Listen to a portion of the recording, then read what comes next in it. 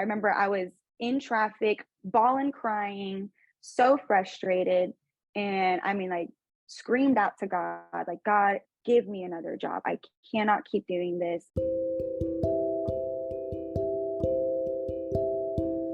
Hello, and welcome to the Evolving with Jessica podcast.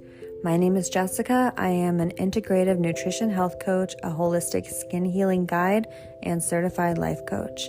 In this podcast, we cover topics such as holistic health and wellness, nutrition, and spirituality. If you enjoy or gain any insight, please leave a review. This makes the show more searchable, which helps others find the information too.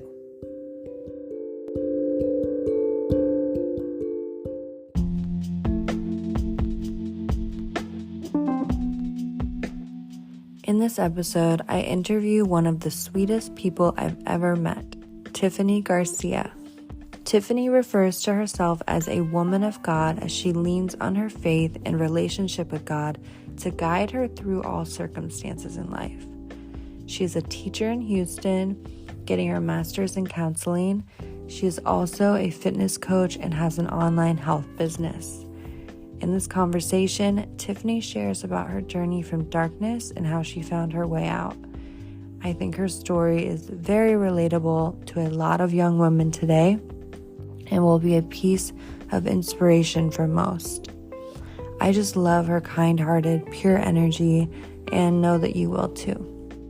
So enjoy this episode with Tiffany Garcia.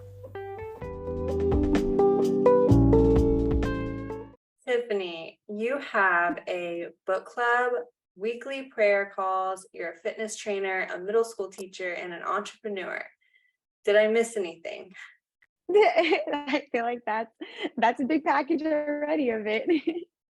Out of everything that I see you talking about, I feel like you're most passionate about being a Christian. Why is your faith so important to you, and how did that start? That's a great question. So I think the reason why my faith is so important is because, as humans, like, we're humans, we can plan our steps all we want. Like, I can plan to do this in my life. I can have the desire and actions to even do something. But the Bible also talks about, at the end of the day, it's the Lord who establishes them. So if he wants it to happen or if he doesn't want it to happen, his will is going to be done anyways. And so I think my teenage years and even like my early to mid 20s, I lived my life always just doing what I wanted to do. And it came to a point where I realized I was having so much um, traction. Like, I was having so much pushback from, like, back then I just saw, like, the universe was like pushing me back, and I didn't know why, when I had these strong desires in my heart to do what I wanted to do. And it took somebody introducing me to Jesus. And then when I kind of decided to give my life to Jesus, he gave me new desires. And I was like, that's why, like, he didn't want me to do all those other things, is because he has all these plans for me that were way better than I have ever thought. Like, I never thought that I was going to be part of a book club. I never thought I was going to be a teacher, or that, like, I was always into, like, fitness, but I never thought I was going to be a fitness instructor, or I was going to go and get my master's in counseling. Like, I never thought any of these things. If it was me back then, I would have just been continuing to live la vida loca and do whatever I wanted, probably not impacting so many people. So my faith is a high value in my life because he's the one who establishes my paths, and I just obey, surrender, and listen to the best of my ability. I love that. So, but to get to that point, you mentioned that you were having pushbacks. So what I like to kind of break down, like, where that turning point was, because I know a lot of people, like, they'll sometimes go the other way, like, and they'll be atheist, or, they'll go more to the dark rather than the light per se. And so what were those struggles that you faced that really, like, were the catalyst that made it so that you knew that this was the right direction? Yeah, it's a good question. So I would say, growing up, I grew up Catholic, so we believed in God, but we weren't really practicing anyways. And I'm the youngest out of four, so by the time it got to me, they were like, like, do whatever you want to do. Oh, Oh, you're the youngest? youngest of four. See, so yeah, like the oldest got a lot of attention. And by the time it was me, it was like, all right, like they've been there, done that. So I kind of really had a lot of freedom, which was like nice, but also like when you're young, how much can you direct yourself? So I ended up going down really bad paths. I feel like when I hit college, um, for like 4 years, like the significant chunk of me being in college, I was very lost. It was a very dark, lost time of my life. But on the outside, it looked luxurious, like I had beautiful apartment by myself. I was going on vacations a lot, but I was not doing things that I should have been doing. So I was very heavily into drugs, sex, all the things that people shouldn't be doing at that age. And the enemy definitely made it look very luxurious. And I always believed in God, but I didn't have like a personal relationship with him. So towards the end of me doing like this having this lifestyle, I knew in my heart, like, Tiffany, I want to be married one day. Like, I want to have kids. I can't keep doing what I'm doing and have those things also. Like, it just wasn't realistic. And I didn't want to raise kids how I was. Mhm. So I remember praying to God and was like, because I did believe in God. So I was like, God, like, give me another job. Like, give me something that is honorable, like that I can do. And I remember him just saying, Tiffany, just stop doing what you're doing. I was like, yeah, it doesn't work that way. I still have bills to pay. Like, I have a lifestyle to keep up. Like, give me a job. And so when I went actively looking on Indeed, still having my lifestyle, but like actively on Indeed, looking for jobs. A few months passed. And same thing. I remember I was just so frustrated with my lifestyle because it was an addiction at that point, even though like I totally knew like I could not keep, it was not sustainable. I was still very much in it. And I remember asking God again, God, give me another job. I know you don't want me doing this anymore. Give me a job. And he said the same thing, nothing more, nothing less. He was like, Tiffany, stop doing what you're doing. And I said the same thing. God, no, like I have bills to pay, like I have a lifestyle, like you have to give me a job first, and then I'll stop doing what I'm doing. And so months passed by. This happened for like a whole year, I would say, like the last year. And by the third time, I remember I was in traffic, bawling, crying, so frustrated. And I mean, like, screamed out to God, like, God, give me another job. I cannot keep doing this. I said the same thing. And he said the same thing. Tiffany, stop doing what you're doing. But this time I was like screaming back at him. I was like, no, like you need to give me another answer. I was kind of mean. I was just like demanding him to give me another answer. And he finally like stopped me and said, all right, Tiffany, I'm gonna break it down to you like this. You're so full of everything that you think you need in life that you have no room for me to even give you what I have. He said, I have a job for you, but you need to stop doing what you're doing so you give me room to give you that job. And in that moment, he gave me like an analogy, a picture in my head of me having all these new clothes in my hand, and I'm in my closet, but my closet is filled. Like there's no room for me to even hang my new clothes. So when he gave me that analogy, I was like, all right, God, fine. Like I'm gonna stop doing what I'm doing, but you have 2 months. I said, I only have enough money for 2 months, even though now I'm like, I definitely could have budgeted way better, but I did not have the financial literacy back then. So I was like, you have 2 months. And so I stopped doing what I was doing. I sobered up within those 2 months, focused on, because it was like my last year of college, focused on my studies. And I remember by that last week, I handed in my money order for my rent. And I was like, all right, God, you said you're going to give me a job. And I thought, I was like, he's bound to give me one of the jobs that like I applied for throughout this whole year because nobody responded back to me. Like I sent out so many. So I was like, he's going to use one of those. Well, so randomly I'm on Facebook and an ad pops up and is like, do you want to be a kickboxing instructor? And I've been kickboxing since I was younger, like my family, my dad's a black belt and stuff. So it was like in the family. And I'm like, yeah, I can kickbox. And so I put my email in, not thinking much of it. And like 10 minutes later, somebody calls me and is like, and it was them. And then the next day I got an interview and I got the job. And I was like, okay, God, you're real, real. And then 6 months later, I got another email asking me if I wanted to be a teacher. Like they saw that I was about to graduate with my science degree and asked if I wanted to be a science teacher. I was like, sure, I want to be a science teacher. And so I applied for that. And like a few months later, I got the job. And so my life did a real like 180 just within like a good 6 month period. And what took me, I felt like a whole year, like I was trying my own way, like applying, trying to do all these things. It only took him a few months after I obeyed. So it took like my obedience and surrendering of like my will. And then he like gave me something better than I ever desired, because all the things that I was applying for were probably like office jobs, like boring jobs. But to like be a kickboxing instructor, that got me so healthy. Like I gained a healthy amount of weight. I built up a whole bunch of healthy habits. And then that launched me to being able to be a teacher, because that's a whole other story too. Being a teacher is crazy. So like I definitely would not have been able to do that if I hadn't got healthy. And that was all glory to God.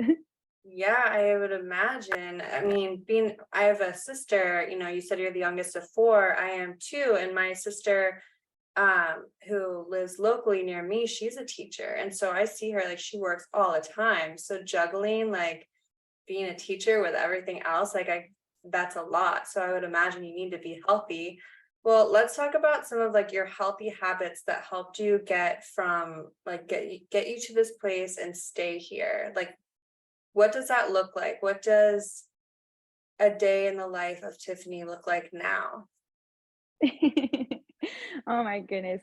Now is so much different than what it looked like even just 5 years ago. And I'm so thankful for it. A lot of people think that it's like working out. And I think now a lot of people are educated to where it's like, only 30-20% working out. And a lot of it is mainly what you're putting in your body. And so I'm very intentional with what I'm eating, with what type of probiotics and prebiotics I'm taking in. Just also because I'm 29 years old now, so I'm not sick. I don't have my 16-year-old body, and it is a big difference, even though I never thought that it would be that big of a difference. But I definitely have felt it even more recently. Um, but things that I do like on the daily, I wake up, I'll have like my apple cider vinegar with like a lukewarm glass of water just to kind of start my day. Like that's just how I clean everything out. I also like mentally make sure that things are good. So I spend like my first 30 minutes just in prayer and studying, reading the Bible, just spending that time one on one with God, like giving it to Him. Cause I know like if I go throughout my day just doing what I want to do, it's a hot mess sometimes. So I really do just give it to Him and say, hey, whatever it is that you want to do, like show me throughout the day. Let's collaborate together and do this day together. So I do that, and then I do take my like prebiotics, probiotics on an empty stomach, just because it's easier for the stomach to absorb that. Then I'll do a quick little 30-minute workout. These days, I've really been into dance workouts because I'm not a fan of working out. Like I like the fun workouts, so kickboxing or like playing soccer or volleyball or dancing.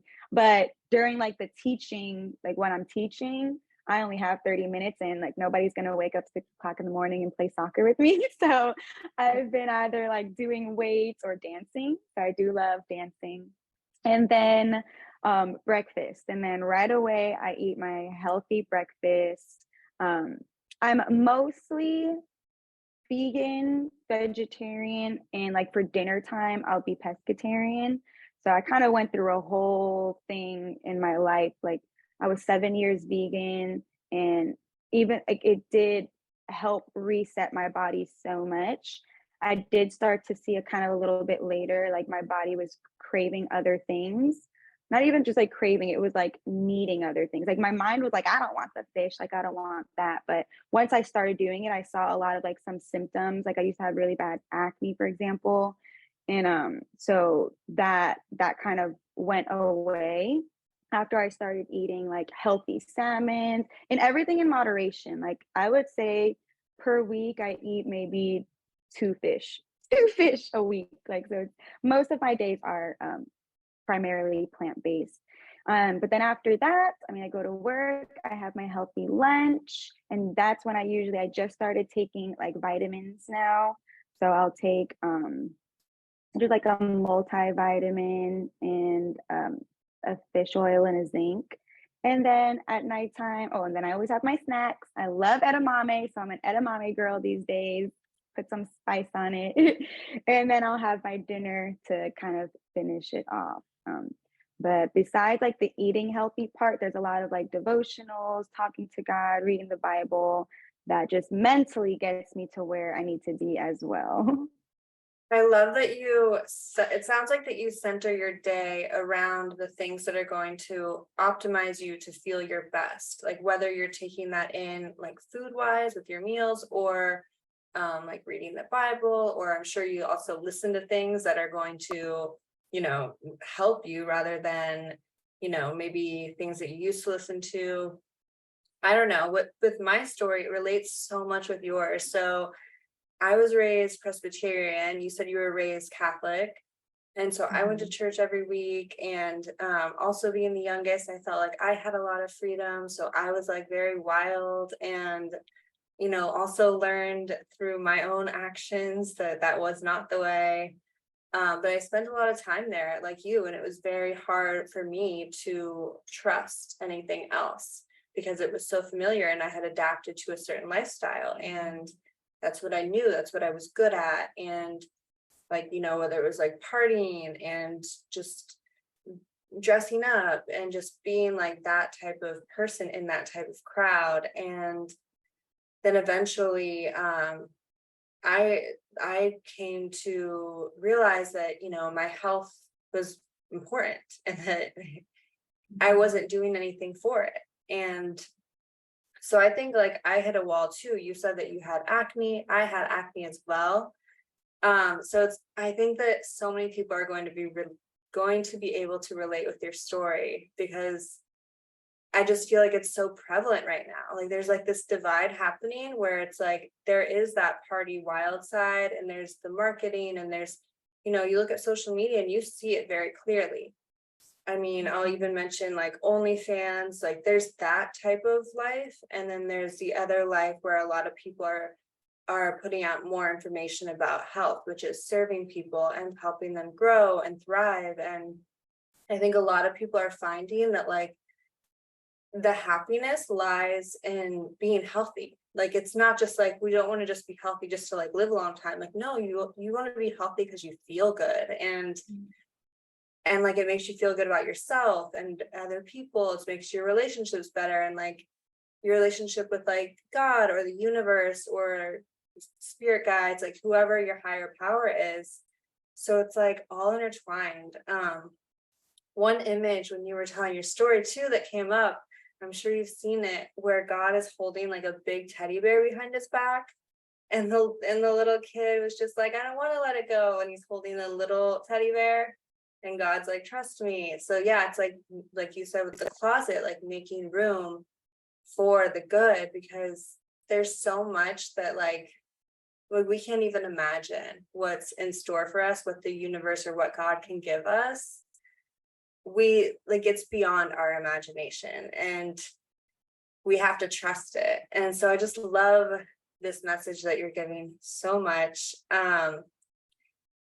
I now relate myself more to spirituality than Christianity, even though I was raised, reading the Bible and singing out of the hymnal. I even sang in my choir, but I learned about spirituality. And so I'm wondering, how does that fit? Like, what is your outlook on spirituality versus Christianity? Mhm. I think they have to go with each other because, I was raised Catholic, and then during those 4 years, I went into more spirituality. And I'm gonna say, like, it never went away. It just got pointed more into like the truth and the light. To whereas before, it I was very it was like I was very delusioned with certain things, but I also think it had to do with me being on a lot of drugs. So that never helps. Um, but I will say, spirituality that is part of Christianity. Like we are spirit. Like our body is the temple. Like we are the temple. Like once Jesus died, he ripped away the temple and he said, okay, now like, his spirit is going to be residing in us. And so we are the temple, which is also so important as to like why we need to keep our bodies healthy, because we should be inviting the spirit into a beautiful mansion, not like a run up hotel, and that has to do with what we eat, what we're putting into our ears, like what we're putting into our mind, what are the things that we're reading, what are the things that we're listening, besides just the things that we eat. Like eating for sure is a huge part of it, but it encompasses all of how we're treating our bodies, because that is going to highly influence how we feel. And that's like exactly what you were talking about, is like the part of life is like feeling your best, because when you feel your best, then you're able to like pour out onto others. And I do strongly believe like that's what life is about. It's not just for yourself, because if like you made it to like, okay, like I'm at a perfect spot to where I need to be, then okay, then pass away, go to heaven, and then that's it. Right. But no, like God keeps us here because he's like, now that you are where you need to be, I want you to help that person. And then that person's going to help that person. And it's a domino effect. So even if you help one person, you don't know how many people that person is going to help. And it all started because, you were obedient to how you should be treating yourself, what the disciplines that you have to have in your daily life. And that just influenced and impacted somebody else so much for the better. So I'm very big into spirituality, because spirits are all over the place. And as much as there are good spirits, there are bad spirits too. And I think that's when I was kind of lost. That was not knowing, like I thought it was still good spirits.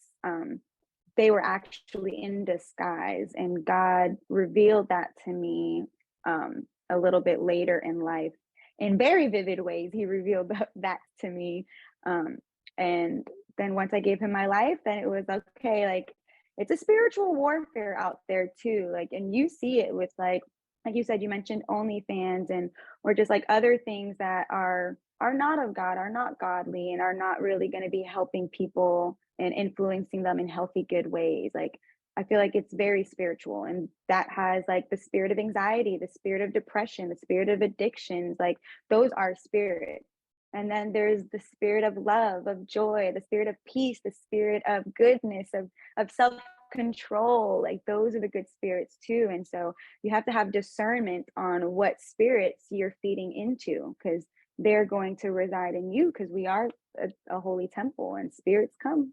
I've never heard it put like that spirituality is part of Christianity. I've heard of like Christianity being like encompassing into spirituality, but that makes a lot of sense too. Like I've just never heard it that way. I know like once I was introduced to spirituality, I read parts of the Bible so much differently, as far as like Jesus dying and things like that. It was like, oh, and I don't know if you see it this way, but that's like his ego dying, like his ego died. I don't know, like because in spirituality, it's like the death of the ego is when you reach enlightenment. And so there's just so much intertwined, and you're talking about spirits of like anxiety and like all these different emotions. And in spirituality, it's like that's on the scale of vibration. So it's like we're saying the same thing. It's like but it's like speaking Spanish and English. It's Yeah. it's just like it's just how you translate it.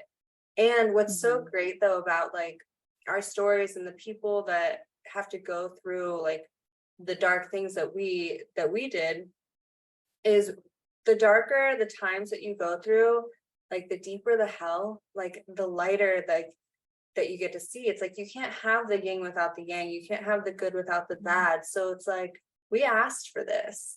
Like in my from what I can gather, it's like before we even came to this lifetime, like we knew what we signed up for, and we wanted to feel really great. We wanted to have this amazing life.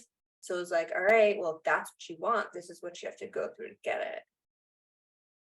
Yes, that is so true, because and I say the same thing, like I would all that stuff that I went through, like especially like those like lost dark 4 years of my life, I would not take that back for anything, because I don't think I would be as passionate as I am now and in love with God that as I am in now if I hadn't gone through that. That's so true. And I feel like you evolve into these different people too along the way.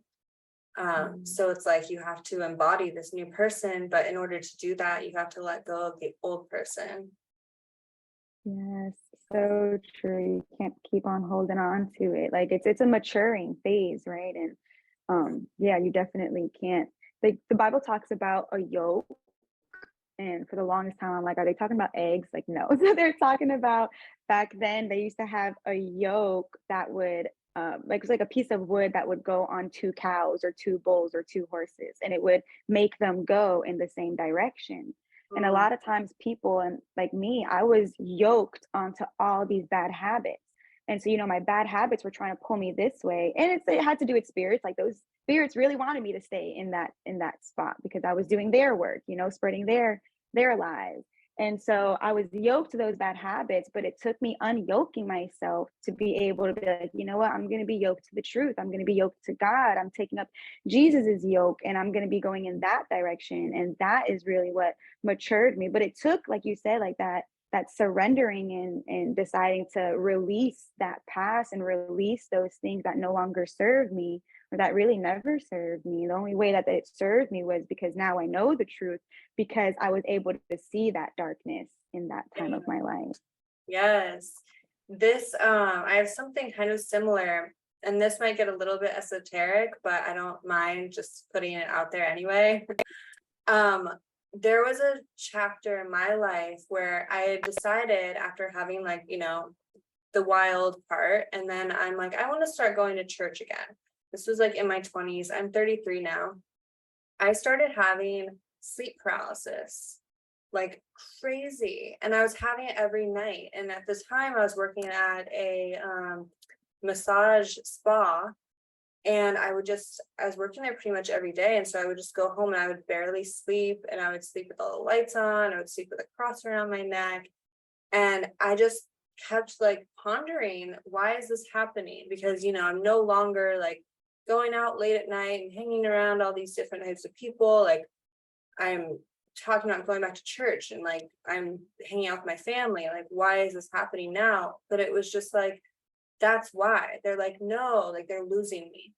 Like that's the way I felt. Like they're wanting to pull me back because like I'm right there on the edge, like going like to make these like better decisions for myself. And here I am getting these experiences every time I try to close my eyes at night. So yeah, I mean, it's real. Yeah, you hit it right on the head, because I say, like, when I was, when we're living our wild life and we're doing what, the enemy wants us to do, we're like his little puppets. He's not threatened. Like, he's not threatened at all. Like, he's not fighting against me. But once we start kind of getting called back into the light and getting called back to doing what we should be doing, like living to our purpose, that's when he starts to feel threatened and he starts to come and attack. So like that's why the Bible talks about like count joy when you start going through these trials and when you start going through these sufferings. And it's like, and even like in real life, like nobody's going to talk bad about you unless you're worth it, right? So it's Yeah. kind of like the same thing with the enemy. He definitely sees us as a threat when we start doing the things that God wants us to do, and he starts to attack us that way. But um keep on pushing through and keep on praying, and you fight that battle, and God already won that victory. So Yeah, hallelujah. exactly. And like you show by going through that and staying strong that you can handle it. And so like whatever comes at you, like you can handle more and you can handle greater. So it's like when people do get a lot of influence and publicity or fame, like those people get more hate than anybody else. And we just look at them, or not we, but a lot of society looks at them with like starstruck eyes and think that their world's perfect. But it's like they get the most hate, like because you're asking for more, and then with more comes the good and the bad, and you have to be able to hold it. You have to be able to have that space and that mindset. And part of that is making sure that you're, like you were saying in the beginning, just fueling your body, whatever you're listening to, watching, feeding yourself, like surrounding yourself with. That was another whole aspect, is like you have to look at who's in your life that doesn't align with your new values. And that can be very painful for a lot of people, because those friends and those people have been in your life usually for, maybe 5, 10, 15 years. And you have to say goodbye to them because the new person you're becoming doesn't have a friend like that. And it's like you still love them, they just don't fit anymore. Yeah, that's just like the natural pruning season. And when you think of a plant or a fruit tree that's pruning, like somebody is going in there pruning, I'm sure it's painful. Like, you're cutting branches off, you're cutting things off, and it is painful, especially when you've known somebody that you love so much for a decade. But it's like you gotta trust the process, because in those times of pruning, it leaves more space and more nutrients to be able to go to the good fruits. And then that's when those fruits grow. And that's part of maturing and evolving into this new person that we're becoming. So it's a healthy process. It's not always, butterflies and roses. Most of the time it's not butterflies and roses, but it is very fruitful. So Yeah. Oh, I love your analogies. Um, is it's the there, teacher in me. yeah. Is there anything else before I let you go that you would like to share? I would say just like encouragement. Like, one, I want to say that you are so well spoken, Jessica. Like, I loved having this conversation with you. It was a wonderful way to start my day. Like, just like your insight, the grace that you have to have these conversations with people. Like, I could just totally see like that domino effect that I was talking about, with how much like your obedience to this work that you're doing is going to affect so many people for the good in ways that you can't even imagine. So I'm just so blessed that I was able to talk to you and just see God using you in the way that he's using you, and to keep on doing it, because that endurance is going to continue paying off. Like, I already know that it's paying off in so many ways, and it's just going to continue paying off an increasingly abundantly amounts. So, like, God bless you, and just thank you so much for reaching out to me and letting me do this with you. Oh, you're so amazing. Thank you so much. I have one final question for you, but before I ask it, where can people find more from you? Yeah, so definitely I'm an open book. I love DM messages on my Instagram. So at Live Well with Tiff. It's a little bit of all the healthy things, the fitness things, and of course my faith things. And I will link that in the description, of course. So my last question, what is your number one health tip, whether it's mindset, diet and nutrition, physical, emotional, just the one piece of advice that you would like everyone to know? Yes. Seek first the kingdom, and everything else will be added on to you. So, like, first thing is in the morning, the first 10 minutes of your day is the most important, because that is going to set the tone for the rest of your day. And so for me, I give that time to God, because he was my creator, right? Like, if I want to know what's wrong with my Hyundai, I'm going to go to the manufacturer, the Hyundai people, right? Like, if I want to know what my best day can look like, I'm going to go to my manufacturer, and that's God. So I spend first 10 minutes with God, if not more. And so that's my biggest tip, because you seek him first and he will prioritize everything else in your day. Oh, perfect. Thank you so much, Tiffany. And if you enjoyed this episode, please take a screenshot, post it to your Instagram story, and tag us. We would love to hear your thoughts. And I hope everyone listening has a beautiful day. Yes, thank you so much, you guys. Take care. God bless.